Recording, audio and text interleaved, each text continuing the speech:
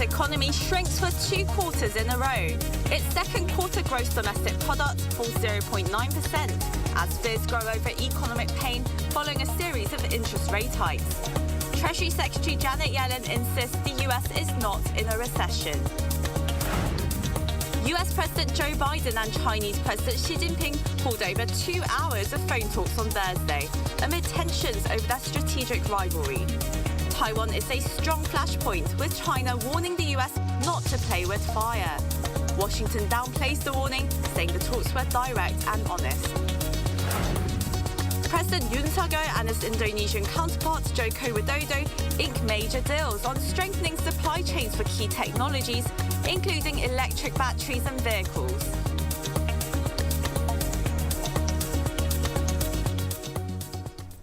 Good morning. Welcome to New Day at Arirang. We begin with the U.S. economy this morning as reports show it shrank for the second quarter in a row, with back-to-back contractions raising fears of recession.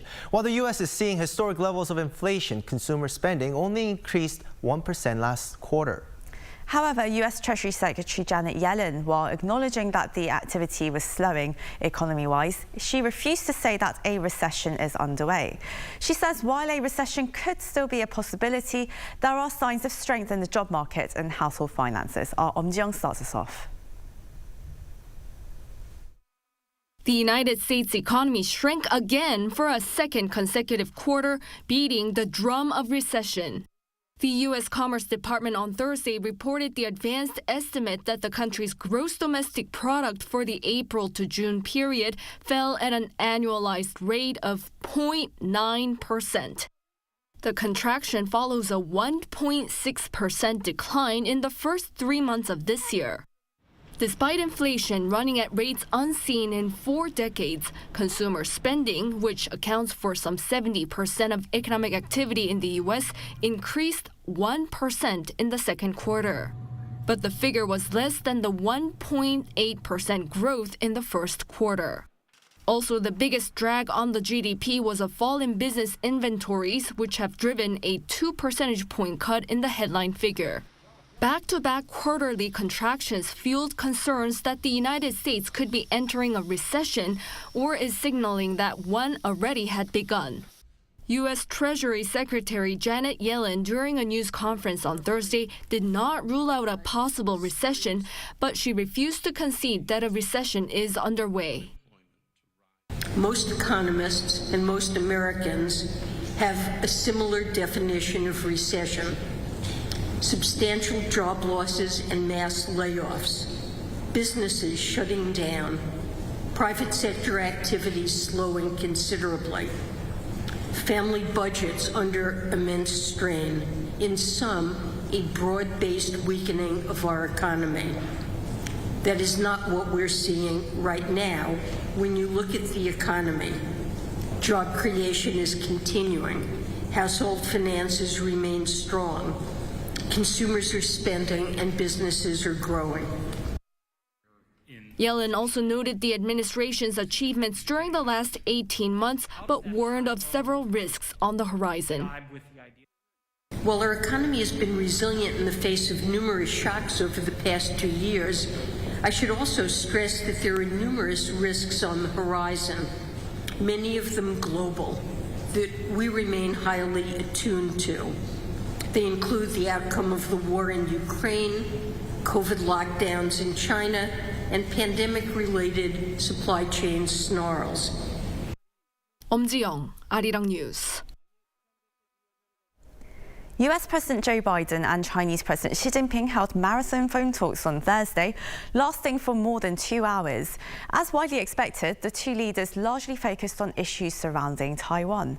Kim Yo-sun has more.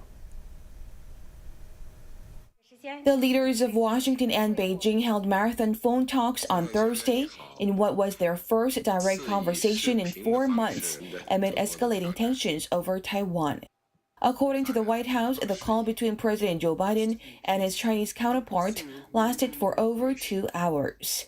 It added that Biden told Xi that America's policy on Taiwan remains unchanged. It also said that there were a range of global issues, such as climate change and health security, among other agenda items discussed between the two leaders. According to China's state-run media, Xi highlighted during the call that the U.S. should abide by the, quote, one China principle. Xi also emphasized that Beijing strongly opposes Taiwan's independence and interference from external forces. It quoted Xi as saying that those who play with fire will only get burnt, warning of repercussions should U.S. House Speaker Nancy Pelosi visit Taiwan. The call comes amid increased tensions between the two superpowers over the possibility of a trip to Taiwan by Pelosi.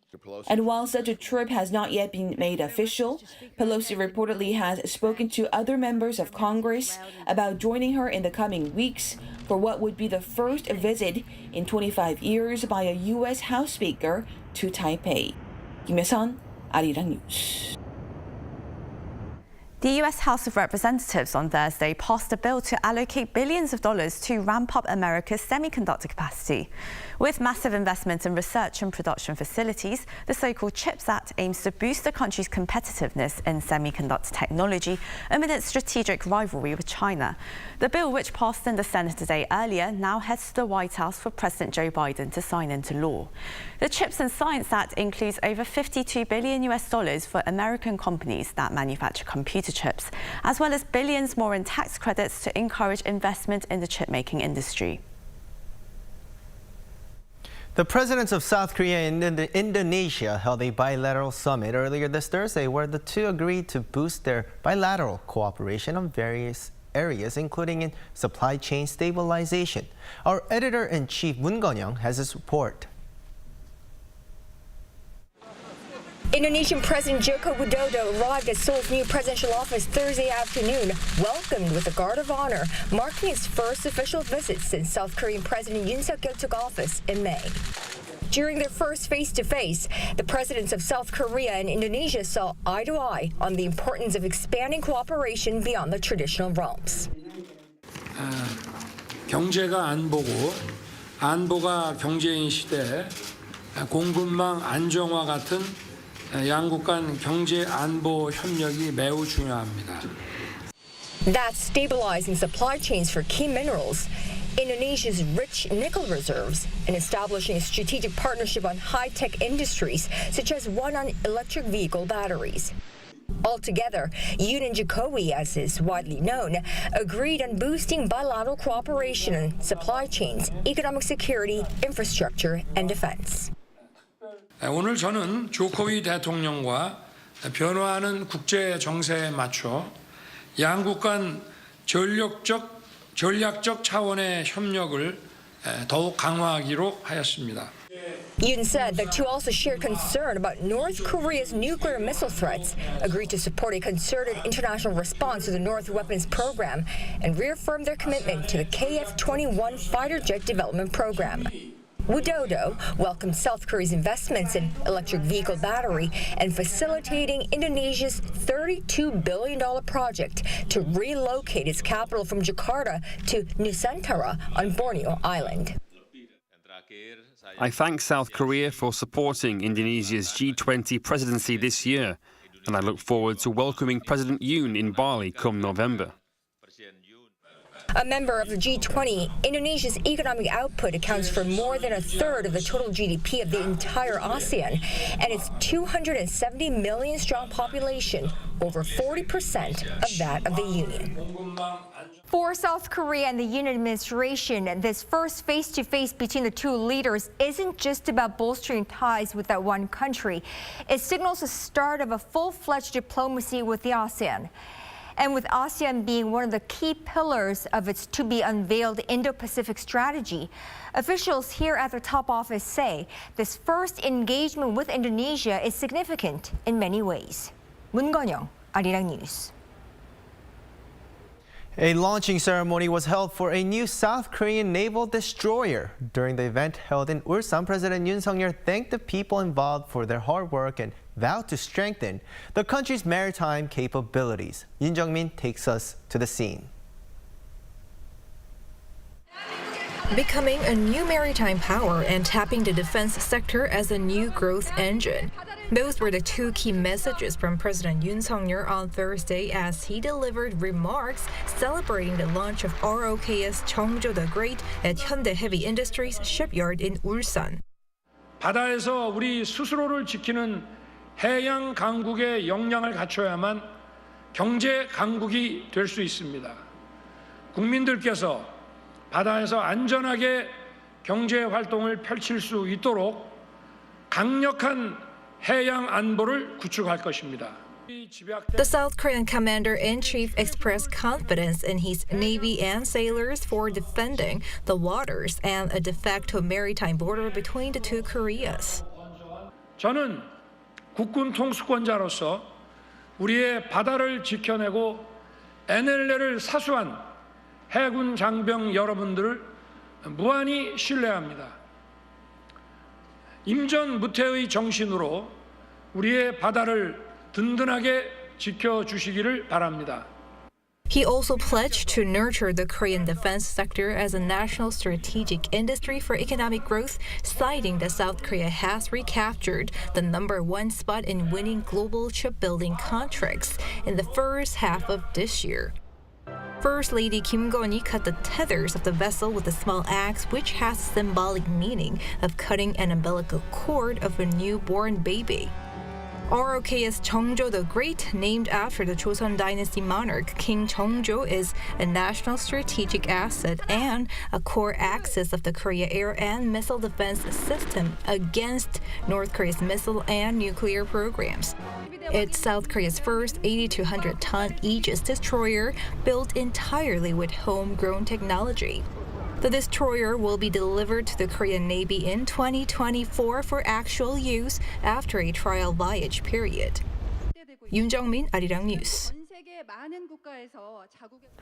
North Korea is ready to eliminate the South Korean government and military if there is a preemptive attack. That's coming from the regime's leader, who also accused the U.S. of double standards over its military activities. Kim Jong-un's comments came during his first public appearance in nearly 3 weeks. Lee Kyung-un has the details. The first ever warning from North Korean leader Kim Jong-un to South Korean President Yoon Suk-yeol came on Wednesday, the anniversary of the Korean War Armistice Agreement. According to North State media, Kim targeted the Yoon government and what it calls military gangsters, saying that any attempt at preemptively attacking the North will be immediately punished, and that the Yoon government and his army will be eliminated. There seems to be a growing mistrust felt by the regime since the time of the election period, when President Yoon repeatedly spoke about preemptive strikes and called the North the main enemy. Another expert says it is seen as Pyongyang officially declaring a hostile policy on the South after monitoring Seoul's movements since the Yoon government kicked off in May.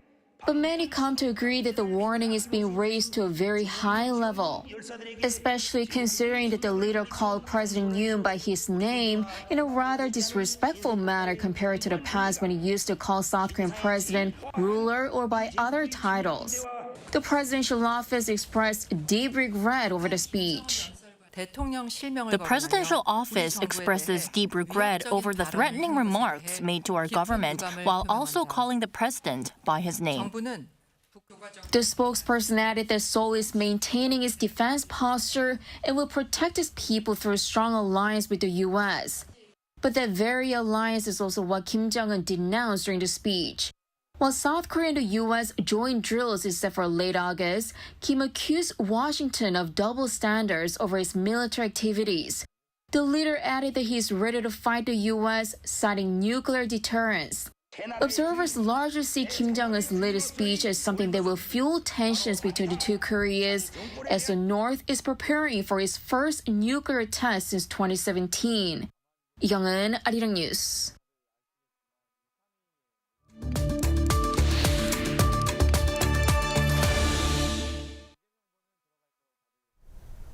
It's now time for On Point, where we speak to experts to delve deeper into some of the key issues in the spotlight right now. South Korean defense companies just closed a deal with Poland, and it's the biggest weapons export deal to date. The items include an FA-50 fighter jets and K2 armoured tanks that are being exported from Korea to a NATO country for the first time. The Polish government's decision to buy Korean weapons comes as Poland has supplied Ukraine with weapons and is looking to replace them. So without a further ado, let's connect with former commander of South Korea's Special Forces, Jeon In-bum, who's also a retired three-star general, to discuss the deal. Good morning, General. Good morning. First, only Kai, out of the three weapons developers, has released the exact costs that they are charging the Polish government. What estimate would you put on sales by Hyundai Rotem and Hanwha Defense? Yes, this is a very exciting development. Kai's T-50, the trainer version, normally starts at about $35 million. The fighter version, as you said, is the first time that it is being exported. And there are variants of this type of aircraft. We assume that it is going to be the most updated version, which has a lot of capability, it could run 40, maybe close to $50 million an aircraft. So 48 of those times 50 comes out to whatever number it is. A normal K2 tank, which has just come into service in the ROK military, starts at a price of about $8 million. And so Poland has announced that they're going to initially purchase 180 of them, with the potential of growing to 1,000 tanks. That's a lot of tanks, and that's a lot of money. The K9 self-propelled howitzer starts just over $3 million. But the model that the Polish government is getting is the most upgraded version. So with all of this, we're looking at a starting price of about $14 billion, with the potential to run more than $20 billion in total. Well, it's a lot of money, but definitely worth every penny. Well, can you give us more information on the capacity of these weapons? For example, it's the first time that the K2 and FA-50s are being exported. Yes, the K2 has upgrades in nearly every system that it has. It has a bigger gun. It has lesser crew, which means it saves on personnel costs. It has the ability to identify a target that is 10 kilometers away. This is a great capability. It has a 1,500 horsepower engine, which is a very powerful engine. So all of these are the latest version. Now, one thing that the K2 is looking at is a active protection system. And so with that, the problems that we see in the war with Ukraine, this new tank will be able to defeat all of the modern day challenges that it will face. The FA-50 is comparable to the F-16. It's not as good as the F-16, but it's got a lot of capability. And so it's an attack version. It's a two-seater, but normally the attack version will only be piloted by one person. It can attack ground targets. It can engage air targets. So for the price that it's being offered to, it's got a lot of capability. So, and of course, the K9 self-propelled howitzer, the new version, it's got significant upgrades. The rate of fire that this gun has, the rate of fire is what one system can fire in 1 minute. And so this system can fire so many rounds that by the time the first round reaches the target, the 6th or 8th round will reach at the same time. So it's like having 6 or 8 self-propelled guns at the same time. Right, General. So we have the details to the sales, but now we want to get into a little deeper about the significance of this sale. Is it how is it so significant? What do you say is so significant about this deal, including the fact that South Korea just closed a deal with a NATO member when it comes to arms sales? This is very significant because NATO has many countries that make very, very good weapon systems, and they have a long history and experience in making these systems. Now, with the sales of these weapons, it gives us an opportunity to cooperate with these nations, and the expanded opportunity that it provides is very, very significant. Also, it elevates the prestige of the Korean arms industry. So there's going to be a lot of cooperation. There's going to be a lot of opportunity for Korean arms to be sold not only to Poland, but to other countries in Europe. And by doing this, we will enhance cooperation and increase our security as well. Right, and the Polish defense minister said that the country had looked into various options to replace the weapons it had provided Ukraine. And well, what kind of the Ukraine factor out of this arms sale? How are you interpreting this? Well, I hope that although these are weapons, they will not be used for war, but to maintain peace and stability within Europe. So I'm hoping that these very capable weapons will be used to maintain the peace and security of Poland and Europe at large. And so I also hope that the situation in the Ukraine will end very soon. And my personal wish is that these weapons of defense will contribute to peace in that region. Well, General, thank you so much for joining us this morning. We really hope that we can speak to you again soon. Thank you. And that wraps up the first half of New Day at Arirang, but stick around because coming up in the second half, we cover California's new resolution that was passed to introduce Jikji Day, which celebrates South Korea's ancient book Jikji as the world's oldest existing metal-printed book. What does the resolution do in terms of promoting Korean culture? Well, we have the answers, so stay tuned. We'll be right back.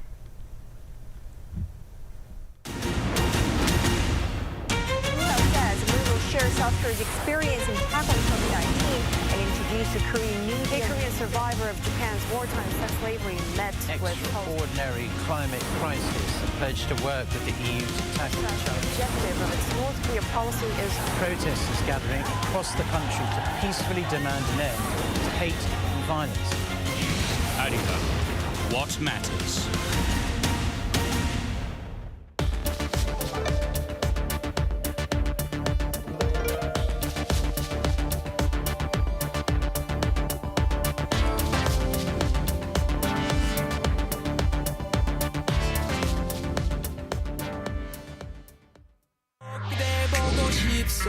넌 볼 수 없고 가질 수 없어 뚝뚝 눈물 쏟아내도 뜨거운 자태 한번 비추지 않고 내게만 가치란 그녀는 유명한 서울의 별야 어딨나 In your eye 걔와 함께면 넌 디스토피아 내 발걸음 따라오면 유토피아 나의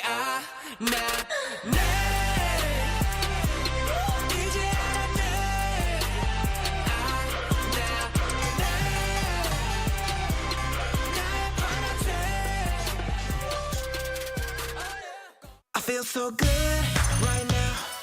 Maybe I had a drink or two, but this somehow feels like it's forever. All my friends are here having fun and feeling good right now. Maybe this is forever. All my friends are here having fun and feeling good right now. Forever.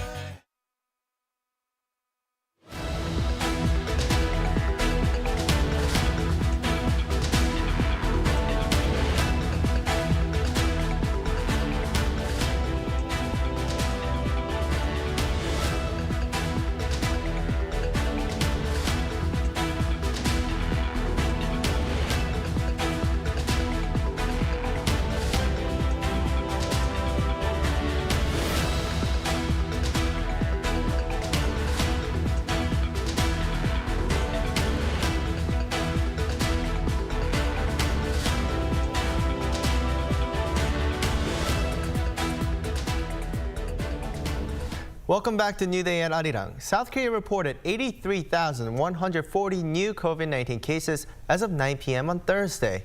While the country isn't seeing the week-to-week doubling phenomenon that it's experienced recently, it's still 1.25 times more than the figure reported a week ago, and twice as many infections compared to 2 weeks before. 52% of the infections were reported in the Seoul metropolitan area, with Gyeonggi-do province reporting the highest figure at over 23,000. Health experts believe that the peak of the resurgence may hit earlier than expected, judging by a slowing of case numbers this week.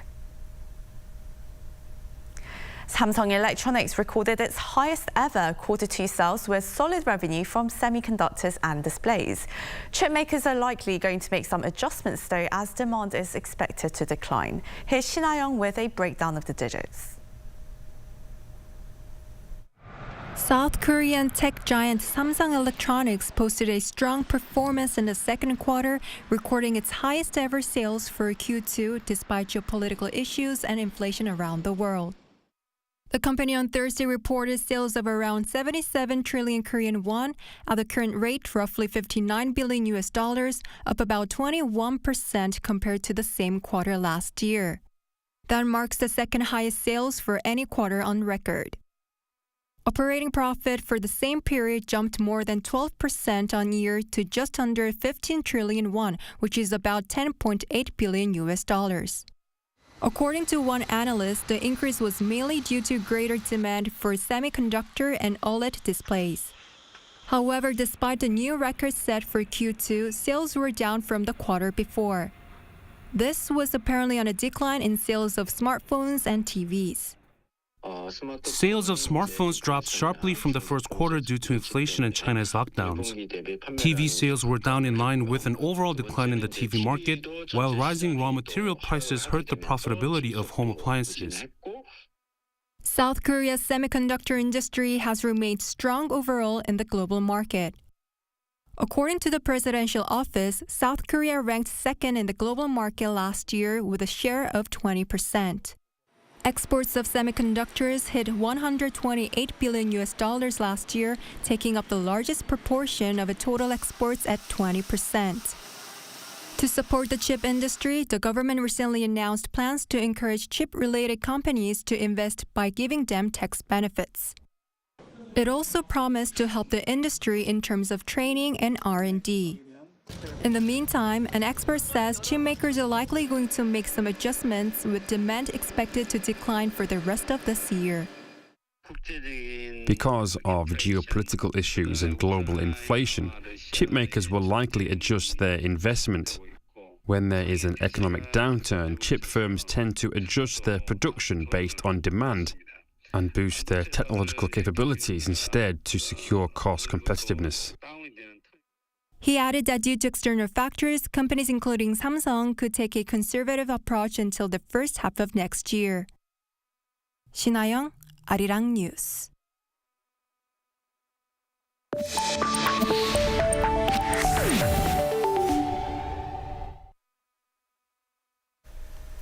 Now it's time for dialogue. The U.S. state of California has become the first authority in America to introduce Jikji Day, which celebrates South Korea's ancient book Jikji as the world's oldest existing metal-printed book. And while many acknowledge that Johannes Gutenberg printed the 42-line Gutenberg Bible in Germany around 1455, it remains largely unknown outside of East Asia that Jikji is in fact the world's oldest surviving book printed from movable metal types, and it was actually printed 78 years earlier in Cheongju, South Korea. So under a resolution introduced by California Assemblyman Stephen Choi, the U.S. state of California will now celebrate Jikji Day on every September 4th from this year going forward.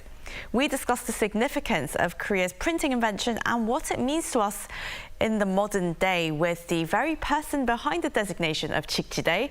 We welcome Dr. Stephen Choi, member of the California State Assembly, representing the 68th Assembly District in the state of California, and a Republican from the Orange County of California. He's previously served 2 terms as mayor of Irvine, California, where he joins us now. Very warm welcome to you. Thank you so much for joining us. Well, thank you very much for inviting me. And well, you achieved a major feat for South Korea, really. The Californian legislature introduced September 4th as Jikji Day, declaring that Jikji is the world's oldest metal printed book and using a movable type. And we know that it was under a resolution that you introduced. So could you give us more details on the process of passing this resolution?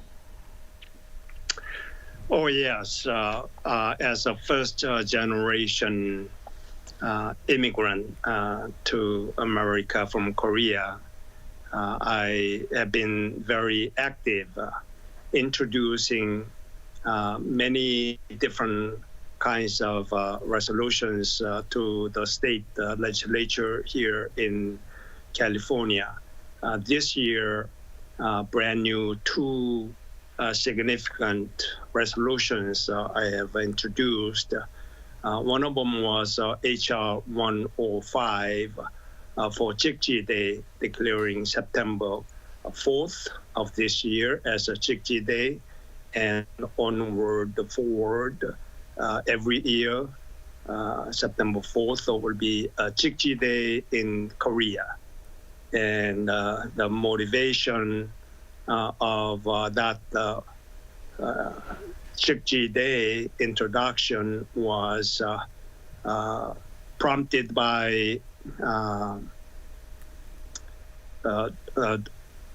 the Jikji Day promotion group, Dr. Yoon in Northern California, among others, also including in Southern California. Myself, I majored in library science for my master's degree, and then also PhD in library and information science. At the time when I was graduating, I had a little bit of time and did some research on Jikji printing, which was about 78 years earlier than Gutenberg. And then I published an article about that in the U.S. Scholarly Journal, Bibliographic Society of America. And interestingly, next year, the article was picked up by Gutenberg annual magazine, which was published in a very thick form of a book. And my article was listed as a top article, even though my article was claiming that Korea's movable metal type printing was ahead of Gutenberg ages. It was very interesting, and it was a form of acknowledging my article. And so I had a deep connection with the Jikji printing, and then I had some knowledge on that. And when I was encouraged how Jikji Day proclamation in California would be important to announce that fact to California, to the United States, eventually all over the world, because Westerners remember or know about the Gutenberg metal type, but hardly anyone mentions about the Korean movable metal type. Exactly, now in the and form of some may Jikji wonder, printing. really, like some may wonder why you focused on Jikji specifically. And well, I suppose you have the personal academic background in library science, and it's also very historically important for Korea as well. But it seems that it does have a global merit to it as well, obviously being the world's oldest extant book printed by movable type. So what significance does it have in the Californian context, and also for people around the world proclaiming this Jikji Day? Yeah, as California is the home of probably the largest number of Koreans living in the United States, and that our next generation, second generation, and third generation Korean Americans need to understand who we are, our heritage, and among many other things that we can be proud of. And as I described a while ago, Gutenberg printing is not the oldest metal type printing, but in fact, Korea had advanced knowledge ahead of Gutenberg ages. So this is not only let the world know about Korea's technology before Gutenberg days, but also educating our future generations. And it's all very exciting. So it's going to be September 4th every year in California. How are you planning to celebrate the first one? Well, I've done my job, and then I have a limited time as a legislator here in California. My job has been introducing several important Korean history and cultures, such as last year was Kimchi Day. I announced, I introduced, and it was passed. And Tosan Anchangho Day, and also March 1st, Independence Movement Day, and then also Yugansun Day as March 1st every year, among other Korean American days, like January 13th of every year. And then also we commemorate June 25th, Korean War, unfortunate incident that we need to be reminded of how Korea and the U.S. alliance is important to defend our South Korea under a constant threat of attack from North Korea. And then also August 15th, our Independence Day, after 36 years of suppression, occupation by Japanese. So we need to let the world know who we are and what background and heritage, history we Korean Americans have. So California is a starting point. Whenever we introduce certain resolutions, it tends to lead other cities to follow. So I think as a Korean American legislator, I am doing the job that no one else, non-Koreans, could do. Now let's get down to a more personal note. You're one of the first generation Korean Americans in California, which means that you lived in South Korea and then you moved to the US later in life. So how did you really become part of American society, and what led you to pursue a path in politics? I attended Kyunghee University. I served in the Korean Army as a ROTC. Fourth Sagi, that's what they call Sagi, is a fourth year graduate of our ROTC program. I served in the 3rd Infantry Division, which is called as a Baekgol Budae, as a first lieutenant. And my first job was given by the United States. I came here as a Peace Corps language instructor, hired by U.S. State Department. And U.S. government forgot to give me the return ticket to Korea. And I'm still stuck here, and I'm serving to serve my community and California. That is a half joke and then also based on truth. Well, everywhere you go, it seems that you are serving your community, whether it was in the Korean Army and whether it's abroad in America, which has now become your home. And, well, why is it so important, though, to declare these Korean culture-related days abroad at all, especially in this age where K-pop and many different aspects of Korean culture is being enjoyed? In fact, Korea is on the rise in many different areas, as you all know, K-drama, K-cinema, even K-food. Now kimchi is so popular, and the K-pop with the many different groups, and we know many parts of the world enjoy all the K-drama everywhere. And our job is not just currently follow the popularity of what is going on, but I think we need to introduce our long history and the deep cultures, and then also our forefathers what areas of achievements that they have made in that era. And Jikji Day is one of them.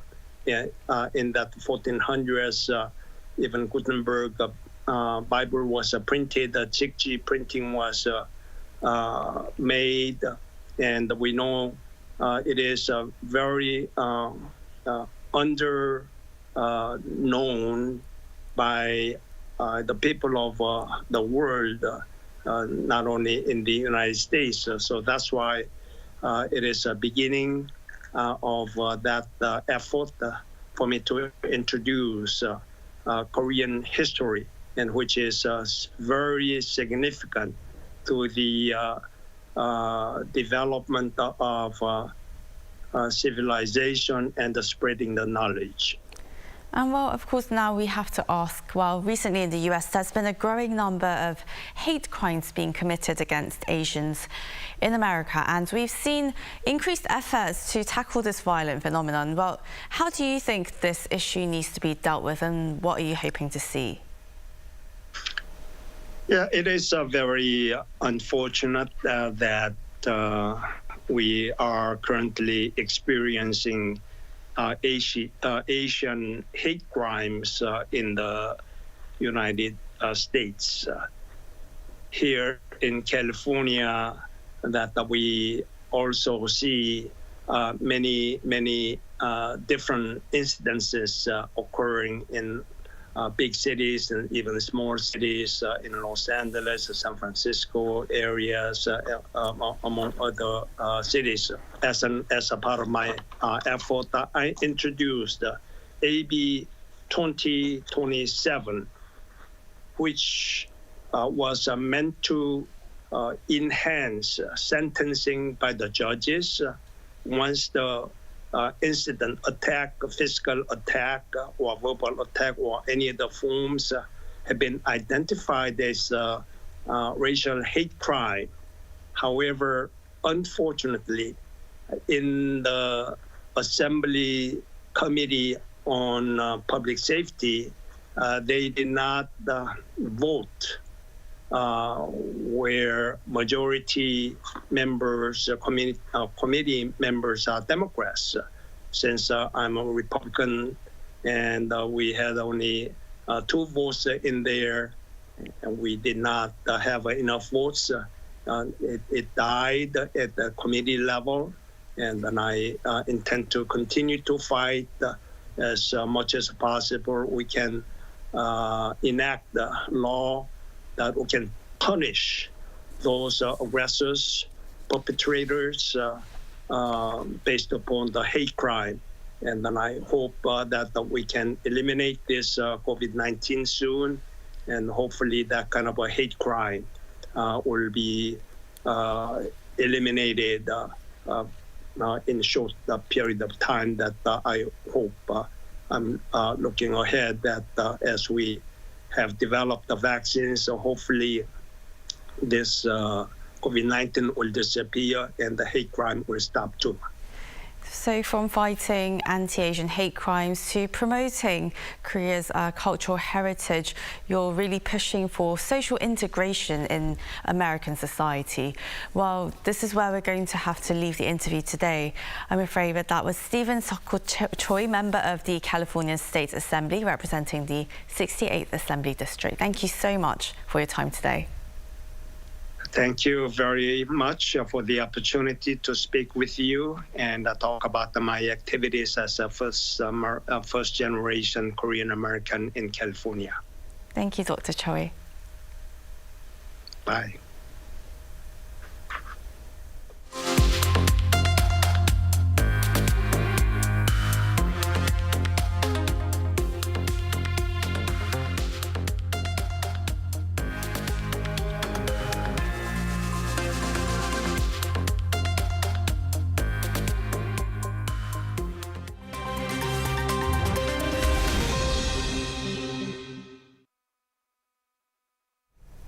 For a look at the news from around the world, we now turn to our Matthew Ashley, standing by at the Arirang newsroom. Good morning.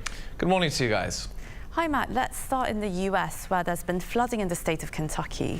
Well, that's right, Soo-young. At least 8 people have been killed and several are missing following flooding in eastern Kentucky's Appalachia foothills. Now, Governor Andy Beshear said that the death toll is expected to climb to double digits, adding that hundreds of homes have been damaged. He described the event as one of the most significant and deadly floods the state has seen in a long time. The governor deployed the National Guard to rescue those stranded on rooftops while declaring a state of emergency to free up much-needed resources. The floods come as the state was battered by torrential rains on Wednesday, with multiple reports of flooding early on Thursday local time. Meanwhile, 25,000 other residents have been left without power. The National Weather Service says rain is expected to continue through Friday. Public buildings in the German city of Hanover have turned off their gas for heating. Hot water won't be available for hand washing in public buildings or showers at sports facilities.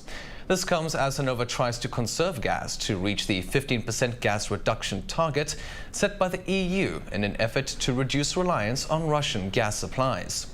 Public buildings will also not have any room heating from April to the end of September each year, with heating temperatures capped at 20 degrees Celsius for the other months.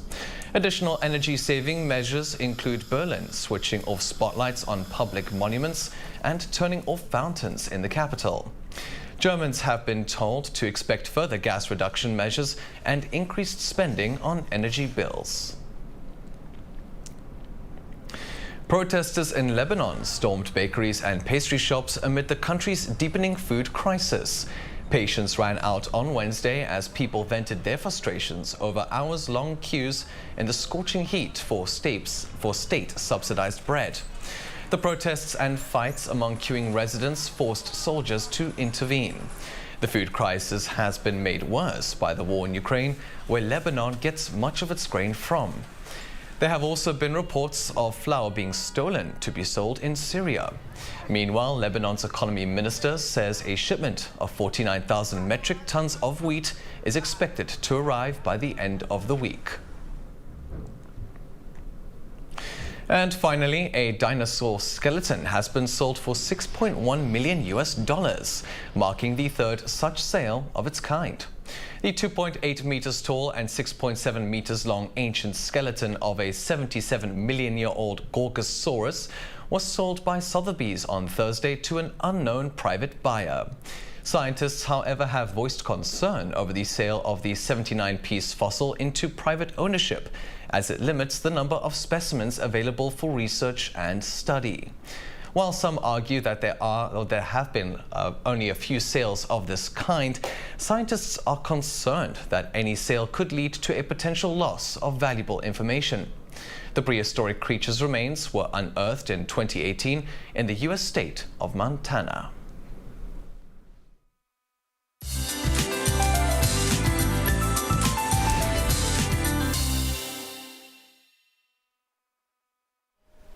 Good morning. Brace for some sweltering heat today. The severe heat could hit its peak in the capital region with an expected high of 35 degrees Celsius. And there's a chance of sudden rain again across inland regions in the late afternoon, so please keep an umbrella handy. Now, the heat remained through the night, and those annoying mosquitoes are making things worse. Well, morning temperatures are already starting out above 27 degrees in Seoul and Jeju under mostly sunny skies nationwide. And highs in Seoul and Gwangju, Daejeon will be all topping out at 35 degrees Celsius.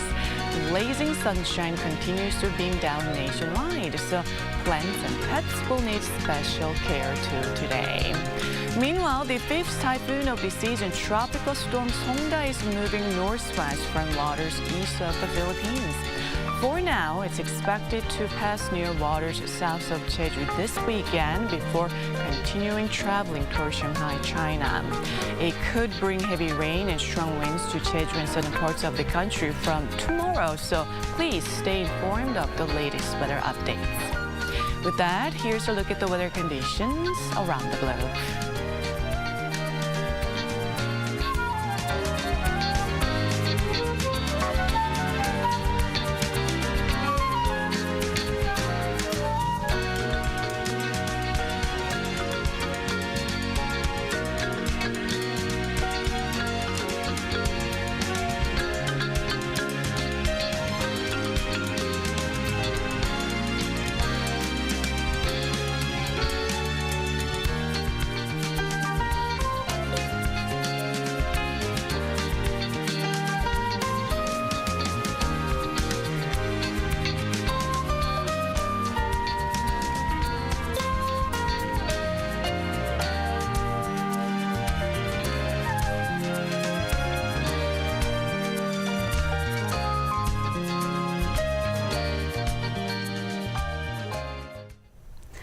Now that wraps up our newscast for this hour. We'll be back next week, though, for our Monday's edition of New Day at Arirang. Thanks for joining us this morning, and do tune into Arirang News for updates throughout the day. Have a lovely day or evening wherever you are.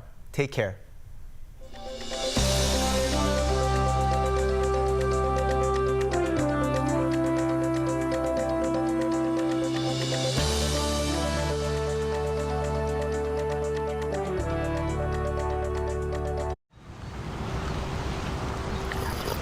Yeah.